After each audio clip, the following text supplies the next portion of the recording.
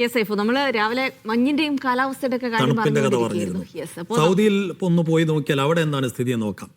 സൗദിയുടെ ഹൈൽ തബൂക്ക് വടക്കൻ അതിർത്തി പ്രവിശ്യകളിൽ ശക്തമായ മഞ്ഞ് വീഴ്ചയെന്നാണ് റിപ്പോർട്ട്. വർഷങ്ങൾക്ക് ശേഷമാണ് ഈ ഭാഗങ്ങളിൽ ഇത്ര നേരത്തെ വൻതോതിൽ മഞ്ഞ് പൊഴിയുന്നത്. ഇതോടെ സൗദിയുടെ വിവിധ ഭാഗങ്ങൾ കാഠിന്യമേറിയ തണുപ്പിലേക്ക് കൂടിയാണ് പ്രവേശിച്ചിരിക്കുന്നത്. ആ റിപ്പോർട്ടിലേക്ക്.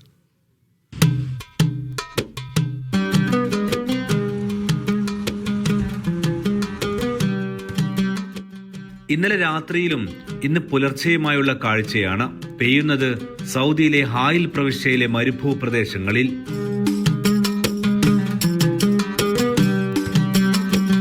സൗദിയിലുള്ള ലോകത്തെ ഏറ്റവും വലിയ മരുഭൂമികളിൽ ഒന്നായ നുഫൂദിലും മഞ്ഞു പെയ്തു. ഏറെക്കാലത്തിന് ശേഷമാണ് ഇത്ര നേരത്തെ ഹായിലിൽ ശക്തിയായി മഞ്ഞു പെയ്യുന്നത്. അത് സൗദികളും ആഘോഷമാക്കുകയാണ്.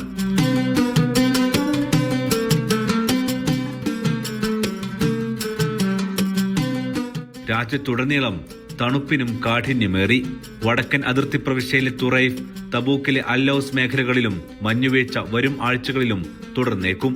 Aftab Rahman, media 1, Riyadh.